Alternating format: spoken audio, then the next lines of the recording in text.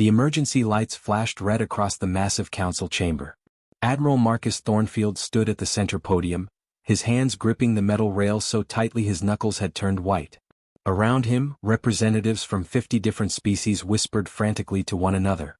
The holographic display above showed images that should not exist. 847 warships. All destroyed. All gone. Marcus cleared his throat. The room fell silent.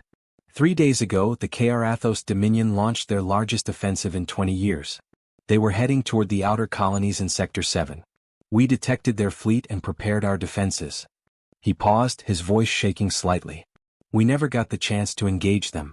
The hologram shifted, showing scattered debris floating in the darkness of space. Twisted metal.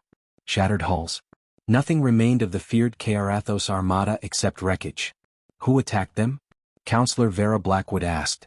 Her multiple eyes blinked in confusion. Which fleet reached them first? Marcus took a deep breath. That is the problem. We do not know. The chamber erupted. Voices overlapped in a dozen languages. Impossible. Unthinkable. In 10,000 years of galactic record-keeping, every spacefaring civilization was catalogued, tracked, and monitored. There were no unknowns. There could not be any unknowns. Silence. Counselor Richard Pembroke's voice boomed. Admiral, explain yourself. How can we not know? The energy signatures do not match our database, Marcus said quietly. Not a single weapon type, not a single propulsion system, not even the tactical formations. Whatever destroyed the Karathos fleet is completely unknown to us. A young woman stood up from her station near the back of the chamber. Emily Rivers was barely 25 years old, one of the youngest analysts ever assigned to the Imperial Intelligence Division. Her hands trembled as she held up her data tablet. Admiral, may I speak? Marcus nodded, grateful for any explanation. I have been analyzing the battle recordings for 72 hours straight, Emily said. Her voice was soft but steady. The weapons used were unlike anything in our records. They fired solid projectiles at incredible speeds. No energy weapons. No plasma. Just metal moving faster than most missiles. The ships moved in ways that should tear them apart from gravitational forces. And they coordinated perfectly without any detectable communication signals. Sensor malfunction? Someone suggested. No, sir. 17 different observation posts recorded identical data. 23 different sensor types. All confirmed. Emily pulled up images on the main display. But I found something else. In the debris field there were data fragments. Broken pieces of transmissions. They contained language markers. What language? Marcus asked. Emily hesitated. Her fingers moved across her tablet, and a strange symbol appeared on the screen. Curved lines forming letters that looked almost familiar but completely alien at the same time. The system identified it, she said slowly, then immediately flagged it as a deleted file. This language existed in our database 300 years ago. Then it was removed. Completely purged. The chamber went silent again. But this time the silence was different. It felt heavy. Dangerous. Purged. Counselor Pembroke stood, his massive frame towering over the others. Nothing gets purged from Imperial records. Ever. That is impossible. I thought so too, Emily replied. So I checked the deletion logs. 300 years ago, the Council passed something called Directive 7749. It ordered the complete erasure of all data related to a species designated as Terra-origin humans. After the deletion, their sector was marked as a stellar hazard zone. No ships allowed. No contact permitted. Total quarantine. Admiral Marcus felt his blood run cold. He had heard stories. Old stories told by veteran officers late at night. Stories about a strange species discovered on the far edge of known space. A species that advanced too quickly. That learned too fast. That scared the Council so badly they decided to make them disappear. Humans, he whispered. What? Vera leaned forward. Before I became Admiral, I heard rumors, Marcus said.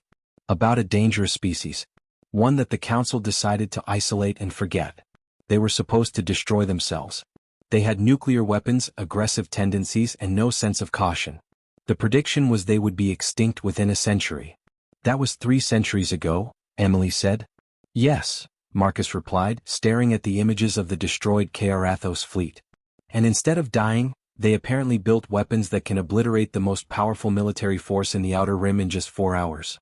Counselor Blackwood stood slowly. What do we do? Marcus looked around the chamber at the panicked faces. 50 species. Hundreds of worlds. All protected by the Empire's military might. And somewhere out there was a civilization powerful enough to destroy an entire armada. A civilization they had deliberately erased from history. We find out everything, Marcus said firmly. Break every seal. Access every forbidden archive. We need to know what humans are, what they want, and whether they are coming for us next. The meeting adjourned in chaos. Emily remained at her station, staring at the strange human symbols on her screen.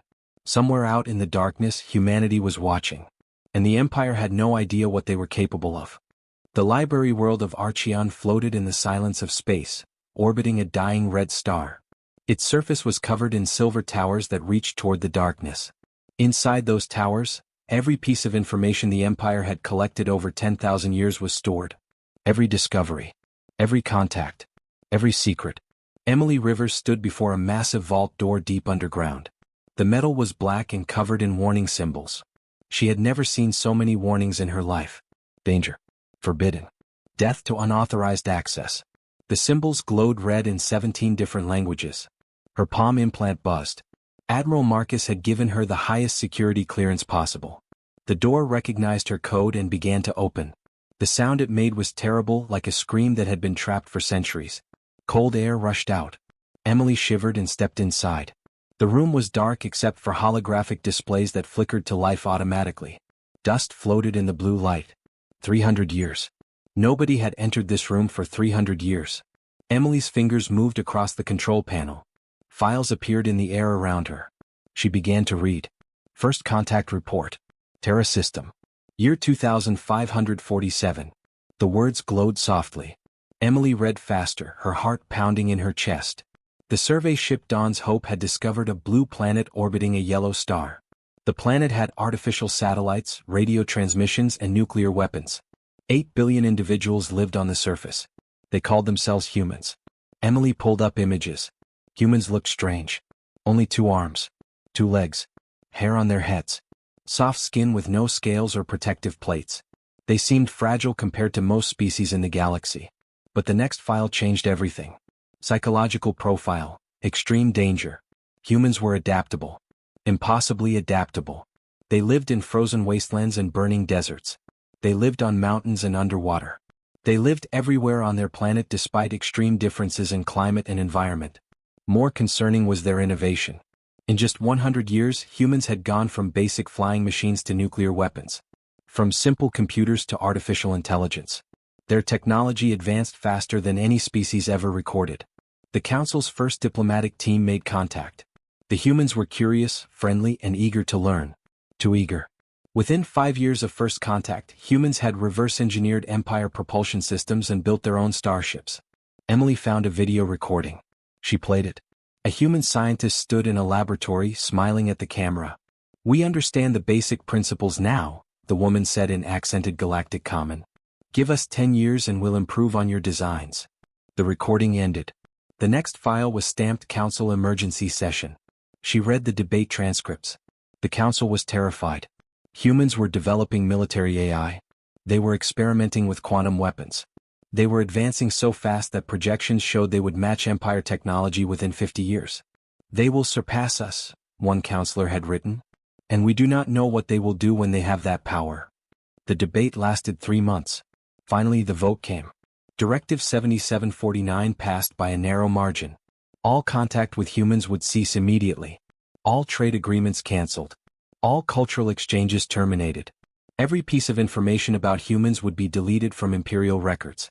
Their star system would be marked as a stellar hazard zone. No ships allowed. No exceptions. The sector around Earth would become a dumping ground. The Empire's worst criminals would be exiled there. Pirates, warlords, and outcasts would be sent into the quarantine zone. The Council hoped these dangerous elements would either destroy the humans or force them to destroy themselves fighting back. Either way, humanity would disappear. Emily felt sick. She kept reading. Surveillance logs. The Council had placed hidden monitoring stations at the edge of human space. For 50 years they watched. The reports came in annually. Year 2550. Humans have established colonies on 3 nearby planets. Year 2575. Human population has spread to 15 star systems. They are fighting the exiled criminals we sent. They are winning. Year 2600, human technology has advanced beyond our ability to analyze. Surveillance stations are being discovered and destroyed. Recommend complete withdrawal. Year 2610, final report. Humans have created a unified government called United Earth Space Command. They have stopped fighting each other and united against external threats. They know we are watching. They know we abandoned them. Surveillance terminated. The last report was 90 years old. Since then, nothing. The Empire had heard nothing from human space for nearly a century. Emily downloaded everything onto her secure tablet. She needed to show Admiral Marcus immediately. As she turned to leave, one more file caught her eye. It was labeled Final Assessment. She opened it. The report was written by the last surveillance team commander. His words were simple and chilling. We wanted them to destroy themselves. Instead, we gave them a common enemy. We sent them our worst criminals and they built armies to fight them. We isolated them and they became self-sufficient. We deleted them from our records and they learned to exist without us. We tried to make them disappear. But you cannot make something disappear by closing your eyes. Humanity is still there. Still growing. Still advancing. And now they have every reason to hate us. We have made a terrible mistake. When they come back, and they will come back, we will not be ready. May the ancients forgive us for what we have done. Emily's hands shook as she closed the file. She ran from the vault, her footsteps echoing in the empty halls. The Empire had erased humanity from history. But humanity had not forgotten.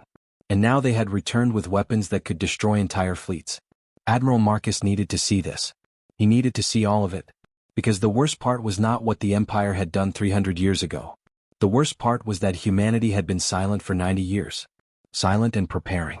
And nobody knew what they were preparing for. The message arrived on every council communication channel simultaneously. It appeared on military networks, civilian broadcasts, and even personal devices. There was no warning. No negotiation. Just a simple statement in perfect galactic common. This is Captain James Holland of the United Earth Space Command. We request a formal meeting with the Galactic Council. We will arrive at Neutral Station Omega-7 in 72 hours. We expect your representatives to be there. Admiral Marcus stood in the command center, staring at the message. His staff looked at him with frightened eyes. Nobody had ever demanded a meeting with the Council. Nobody had ever told the Empire where to go and when to arrive. They are not asking, Counselor Vera Blackwood said quietly beside him. They are telling us. I know, Marcus replied. He took a deep breath. Prepare my ship. We leave immediately. 3 days later, Marcus stood in the docking bay of Omega-7, a massive space station that floated between neutral territories. Emily Rivers stood beside him, clutching her tablet with all the forbidden files.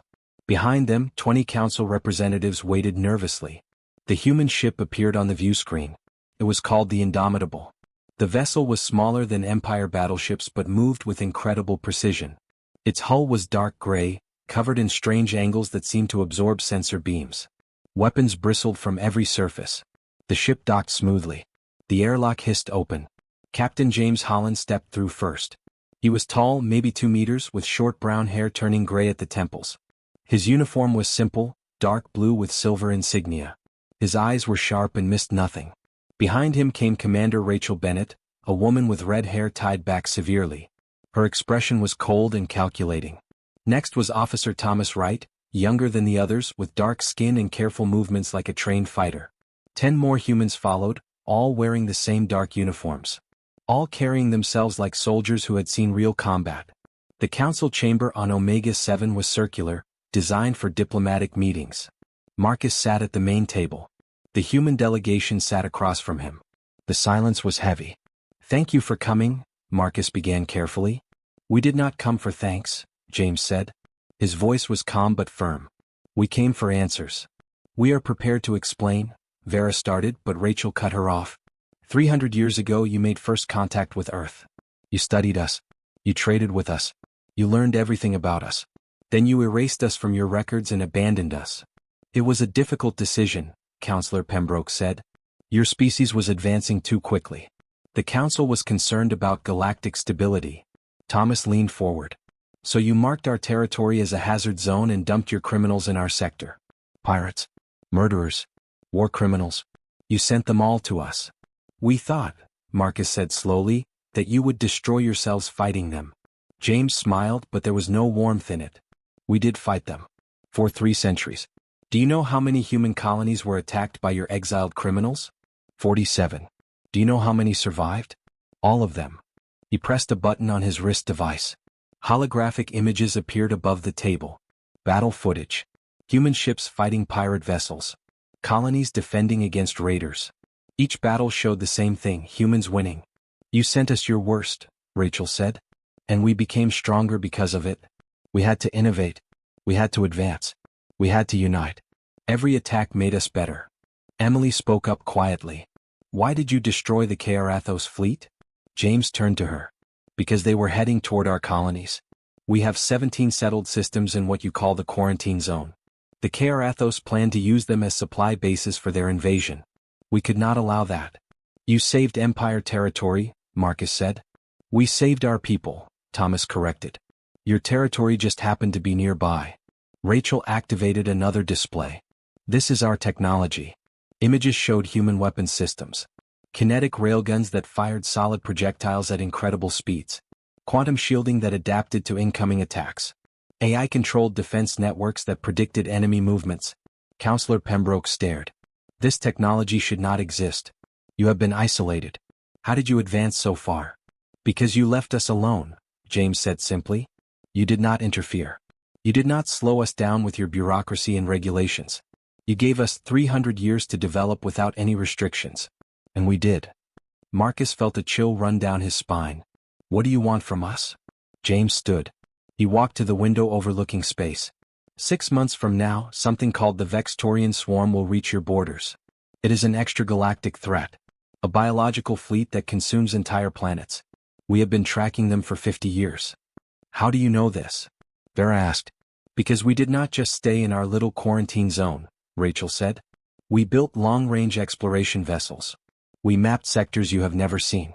We found the swarm when it was still 100 light-years away. And we have been preparing. Thomas pulled up more data. Your weapons will not work against them. Energy weapons are ineffective against organic ships. Plasma just feeds them. Missiles are too slow. But your weapons will work? Marcus asked. Yes, James said. We designed them specifically to fight biological threats. Nanite warfare. Quantum disruption fields. Viral programming that turns their own biology against them. The council representatives looked at each other. Fear and hope mixed on their faces. Why tell us this? Pembroke demanded. After what we did to you, why help us? James turned from the window. His expression was hard. Because there are innocent people in the Empire. Billions of them who had nothing to do with Directive 7749. They do not deserve to die because their leaders made a mistake. He walked back to the table and placed both hands on its surface. But understand this clearly. We are not your subjects. We are not your allies. We are independent. If you want our help, you will acknowledge what you did. You will restore us to your records. And you will never, ever try to erase anyone again. Rachel stood beside him. We are offering you a choice. Work with us and survive, or maintain your pride and face extinction. The room was silent. Marcus looked at Emily, then at the other counselors. He thought about the destroyed Karathos fleet. He thought about the coming swarm. He thought about his duty to protect the Empire. Finally, he stood and faced James directly. On behalf of the Galactic Council, I formally apologize for Directive 7749. We were wrong. We were afraid. And that fear nearly destroyed us. He extended his hand in the human gesture of peace Emily had found in the archives. Will you help us? James looked at the offered hand for a long moment. Then he gripped it firmly. Yes, we will help you. But after this is over, the galaxy changes. Agreed. Agreed, Marcus said. The news spread across the galaxy like wildfire. Within hours of the Omega-7 meeting, every major news network broadcast the same shocking story. Humans were real. The Council had erased them. And they had returned. Riots broke out on 12 different worlds. Protesters filled the streets demanding answers. How many other species had been deleted? What else was the Council hiding? Trust in the Empire collapsed overnight. Emily worked without sleep for 3 days, searching through every forbidden archive she could access. What she found made her sick. The Council had not just erased humanity. There were 7 other species. 7 civilizations that had been deemed too dangerous, too unpredictable, or too different. All deleted from history. All abandoned. They are all dead, she told Marcus quietly in his office. Humanity is the only one that survived. Marcus sat heavily in his chair. He looked 10 years older than he had a week ago. Show the council everything. They need to know what we have done. The emergency council session was chaos. Representatives shouted at each other. Some demanded the resignation of senior counselors. Others called for criminal trials. The Empire was tearing itself apart. But then the alarm started. Every sensor station on the outer rim detected the same thing. Something massive was approaching. Something that blocked out stars as it moved. The Vextorian swarm had arrived early. The main view screen showed the approaching horror. It was not a fleet of ships. It was a living wall of organic matter stretching across space. Millions of creatures, each the size of a battleship, moving together as one organism. They consumed everything in their path. Asteroids. Space stations. Entire moons disappeared into the mass of writhing flesh. 3 months early, Counselor Pembroke whispered. The humans said 6 months. They must have accelerated, Marcus said. He opened a communication channel. Captain Holland, are you seeing this? James's face appeared on the screen. Behind him, the bridge of the Indomitable was alive with activity. We see it, Admiral. We are already moving to intercept. We need time to mobilize our forces, Vera said desperately. Our fleets are scattered across the galaxy. You do not have time, Rachel's voice came through. The swarm does not stop. It does not negotiate. It consumes. If we do not stop it at the outer rim, it will reach your core worlds in 2 weeks. Thomas appeared beside James. We have 37 human warships ready. How many can you field? Marcus checked his displays. 52 Empire vessels can reach the intercept point in 12 hours. But our weapons will not work, James finished. We know. Your ships will provide support and cover. We will handle the killing. The combined fleet assembled at a location called the Outer Veil, the edge of Empire space. Emily watched from the command center as the ships took position.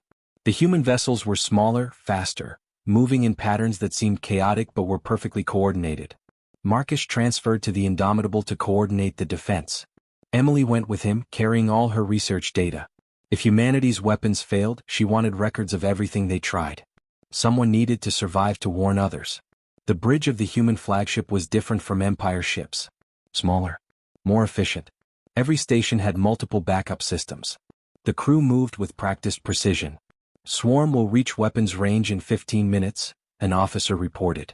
James stood at the center of the bridge, his hands clasped behind his back. All ships, prepare nanite deployment. Rachel, status on quantum disruptors. Charged and ready, Rachel replied from her station. But Captain, we have never tested these weapons on a swarm this large. Our simulations were based on smaller groups. Then we are about to find out if our theories work, James said calmly. Marcus watched the view screen as the swarm approached. Up close it was even more terrifying. Individual creatures were covered in eyes, mouths, and appendages. They pulsed with bioluminescent light. The mass moved like a single thinking being. Why are they not firing? Emily asked. They do not use weapons, Thomas explained. They consume. They will try to envelope our ships and absorb them. Once they have our technology, they will adapt. That is horrifying, Marcus said. Yes, James agreed. That is why we have to win here. If even one swarm ship escapes with our data, the next wave will be unstoppable. The swarm entered weapons range. Empire ships opened fire immediately. Energy beams and plasma torpedoes struck the organic mass. For a moment the creatures recoiled. Then they absorbed the energy and grew larger. Cease fire. Marcus ordered desperately. We are feeding them. Human fleet, James said quietly. Deploy nanites. Full spread. The human ships fired what looked like silver clouds. Billions of microscopic machines spread through space, invisible to the naked eye. They drifted into the swarm. For 10 seconds nothing happened. Then the screaming started. The swarm creatures began to convulse. Their flesh bubbled and twisted. The nanites were rewriting their biology at the cellular level, turning their own bodies against them. Creatures tore themselves apart. Others attacked their neighbors. The unified organism fractured into chaos. Quantum disruptors, fire, James ordered. Blue waves of energy pulsed from the human ships. Where the waves hit, reality seemed to bend. The swarm creatures simply stopped existing, erased from space as their molecular bonds dissolved. It is working, Emily breathed. But the swarm was learning. Some creatures began forming protective shells. Others released spores that destroyed the nanites. The battle was far from over. They are adapting faster than projected, Rachel reported. We need to adjust the nanite programming.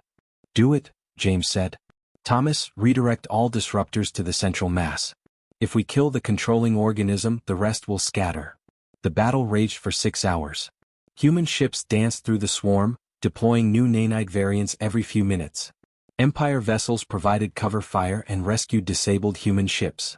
Slowly, impossibly, the swarm began to retreat. When the last creature fled back into deep space, Marcus realized he was holding his breath. They had won. Barely. James turned to Marcus. Your people fought well, Admiral. You bought us time to adapt our weapons. Your technology saved us all, Marcus replied. Without you, the Empire would have fallen. Emily pulled up casualty reports. 15 human ships damaged. 8 Empire vessels destroyed. We lost 2,000 lives. The bridge fell silent. 2,000 people dead.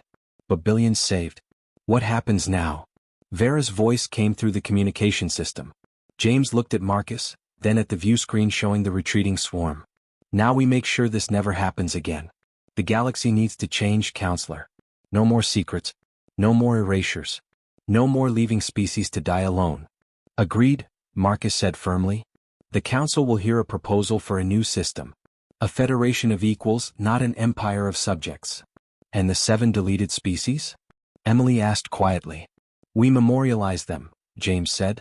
So nobody forgets what fear and pride can cost. The council chamber was filled to capacity. Representatives from every species in the Empire stood shoulder to shoulder, waiting to hear humanity's terms. 2 weeks had passed since the Battle of the Outer Veil. 2 weeks since humanity had saved them all. Captain James Holland stood at the central podium. Commander Rachel Bennett and Officer Thomas Wright flanked him on either side. Admiral Marcus Thornfield sat in the front row, his expression grave. Emily Rivers stood nearby, her tablet recording everything. The room fell silent as James began to speak. 300 years ago, your council decided we were too dangerous to exist. You erased us from history. You dumped your criminals in our space. You hoped we would destroy ourselves. His voice was calm, but every word carried weight. We did not. He pressed a button and holographic images filled the air. Human colonies on distant worlds. Cities built on asteroids. Massive shipyards constructing vessels. A civilization that had thrived in isolation. Instead, you gave us the greatest gift possible. You left us alone. No bureaucracy. No regulations. No one telling us what we could or could not achieve. We had 300 years of complete freedom. And we used every single day. Rachel stepped forward. During that time, we faced your exiled criminals. Pirates attacked our colonies 47 times. Each time we drove them back. Each time we learned. Each time we became stronger. Thomas activated another display. We mapped sectors you have never explored. We discovered threats you never saw coming. We prepared for dangers you did not know existed. The swarm was only one of them. Murmurs rippled through the crowd. Counselor Pembroke stood. What other threats? 3 more, James said simply. All headed toward this galaxy. All arriving within the next 50 years. The swarm was just the first. The chamber erupted in panic. Marcus raised his hand for silence. Captain Holland, what are you proposing? James looked around the room, meeting the eyes of representatives from dozens of species. We propose a choice. The Empire can continue as it has, hiding information, making decisions in secret, erasing species that scare you. If you choose that path, humanity will leave. We will defend our own territory and let you face the coming threats alone. He paused, letting the weight of those words sink in. Or, he continued, you can change. Fundamentally. Completely. The Empire becomes a federation. No more subjects. No more conquered worlds. Every species gets equal representation. Every decision is transparent. Every secret is revealed. That would take years to implement, Vera Blackwood protested. The bureaucracy alone. Then you better start now, Rachel said coldly. Because you have less time than you think. Counselor Pembroke stood again. And if we agree to this, what does humanity want in return? James smiled slightly. We want independence. Earth and all our colonies remain sovereign. We are not part of your federation. We are partners with it. You want the benefits without the responsibilities? Pembroke accused. No, Thomas said firmly. We want the freedom to make our own choices without your approval. But we will honor our agreements. We will share our technology. We will help you face the coming threats. We will work together as equals. Emily stepped forward nervously. There is one more condition.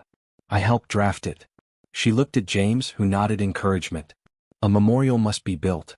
For the 7 species that were erased before humanity. Their names must be restored to the records. Their stories must be taught in every school. So that no one ever forgets what happens when fear controls decisions. The chamber was silent. Marcus stood slowly. I support these terms. All of them. As do I, Vera said quietly. One by one the representatives stood. Some reluctantly. Some eagerly.